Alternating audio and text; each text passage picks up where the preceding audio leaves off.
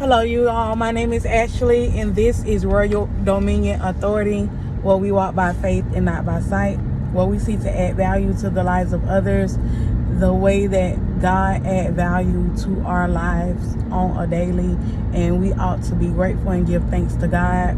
Listen, you all, I know that it's not easy. I know that, you know, sometimes we up, sometimes we down, sometimes it's good, sometimes it's bad, sometimes it's happy, and sometimes it's sad.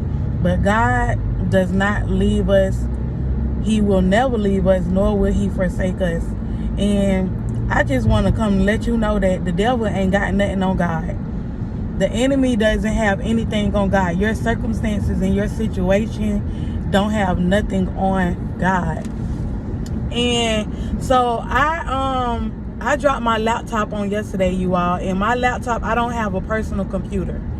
So my laptop is my personal computer. My laptop is where I store everything that's important. And I dropped my laptop on yesterday when I was cooking in the kitchen. I was making orders and I was watching something on my computer. I was watching Amazon Prime. It was a movie on Amazon Prime that I was watching. And my laptop ended up going dead. So I ended up going upstairs to my room to get my laptop charger to plug my laptop back up or whatever like that, so that I could continue to watch my movie while my laptop was charging. So when I went upstairs to get my laptop charger, then I came back downstairs to the kitchen to plug up my laptop. I was trying to look for an outlet, right, that would be close enough so that I won't have to move my laptop. So in the midst of me doing that, I put my laptop charger into the charging port, like on the computer on the laptop. And then I took the end piece to plug up into an outlet in the wall. And when I was doing that, you all, I really just blatantly it was a mistake, but I should have been paying attention, right? I pulled my laptop on the floor and my laptop fell on the charger. Like my charger was plugged up into my laptop, and my laptop fell on the side that my charger was plugged up and connected to my laptop. So my laptop really fell on the outlet. I don't know how to say it. I might be saying it wrong, but the charging piece that you charge into the laptop, my laptop fell on that side. So I immediately ran to my laptop just to make sure it wasn't broken. Like, because I can't afford another laptop. I can't. I got that laptop at a discount price, okay? I ain't paid for that laptop in the store. I bought that laptop from like this company that do like refurbished laptops or whatever. I bought it like 2 years ago when I first started my YouTube ministry, or a few months after I started my YouTube ministry. So I ran over to my laptop to make sure that it wasn't broken, and like the charging port, the port where you put the piece in, that port, it was broken. And when I took my charger out of the laptop, my laptop was broke. So I was like, oh my goodness, I broke my laptop. Like, that's what I'm thinking. So when I turned my laptop on, it came on. I don't know how, because it was dead. It cut off dead. But it came on, and when it came on, I was like, okay, so it's still working, but my charger wasn't working. So I was like, okay, I got to take this to my laptop man. I call him a laptop man to save his name.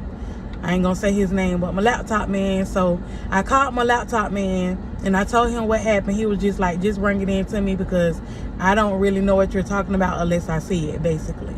So I just left my laptop man. And my laptop man saved my life with the help of God, y'all. With the help of God, my life has been saved.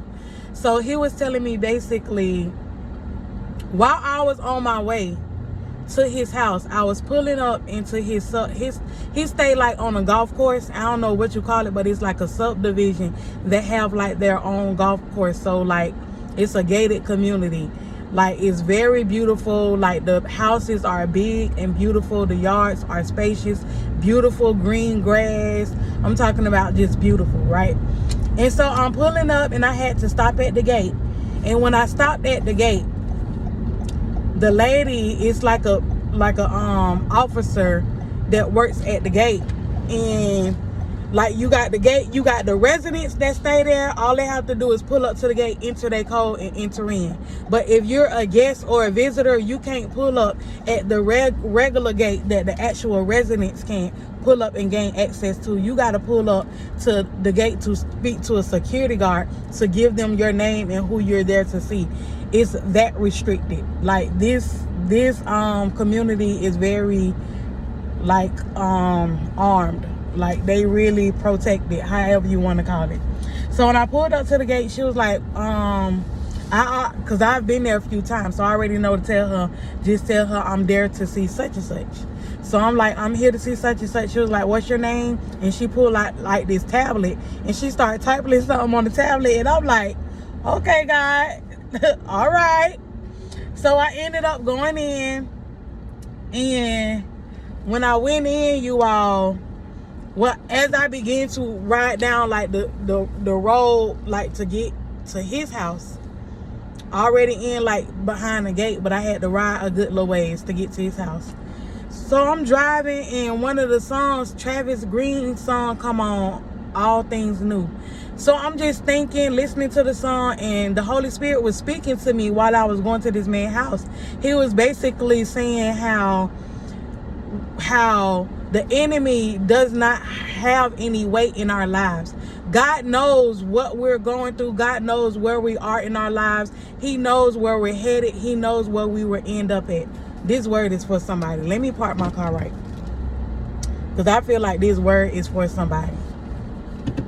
Like, it was for me, but God won't tell me to come and share it with YouTube if it wasn't for somebody else. So when I was pulling in, I told you how the community looked, how the community is very restricted, and it has its protection. Like, you can't just ride up in there like that. You gotta stop at the guard and let them know who you are, who you there to see. And God was basically saying that's how he is with us.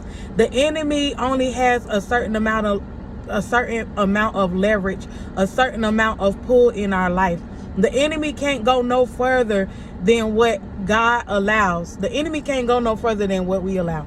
The enemy can't go no further than what God deems necessary, right? Consider Job. When Job presented himself to God, and God said, Job, why are you here? Why are you in my face? What do you want this time? What did Job tell God? Job said that I've been roaming to and fro from the earth, seeking whom I can devour. I've been roaming to and fro from the earth, and I need some work. Do you got that work for me? Right? So the enemy only has a certain amount of leverage and a certain amount of pull in your life. God knows where you're going. He knows where you're headed. He knows where you're going to. He knows your destination, and he knows what you don't need. What you need and you don't need. Like, when I had to pull up into this subdivision community place, I couldn't go no further. I couldn't just go on the side where the gate at and think I'm going to access it that way, just to punch in the code and keep driving. It don't work like that. I had to pull on the side where the security officer have to ask me who my name, who I'm there to see. And that's how it is when we're living our day-to-day life. So think it not strange when you fall into diverse temptations. Think it's not strange when the enemy present himself to you, when you come with the circumstance or a situation, and you think that, okay, God is saying, okay, I have control over all of this. I'm allowing certain things to happen, and it's for your good. But the enemy cannot come. The enemy can't pass go without 200, Alex. Okay, first of all, but the enemy cannot get past a certain point. And even in that, when we're being tried by the enemy, right? God is testing our heart. God is allowing the enemy to tempt us. With quotes, God allows it. I'm not talking about situation we put ourselves in. That's a whole nother conversation. I'm talking about situations that's outside of our control, situations that came to only make us better. God allows certain God allows certain situations and circumstances to take place in our lives so that our heart can be tested, so that our faith can be tested, so that our character can be tested and pruned and tried to see where we are in life and what's needed, what needs to be changed. And when I was going through the gate, when I was driving down to go to his house, Travis Green's song came on where it was playing while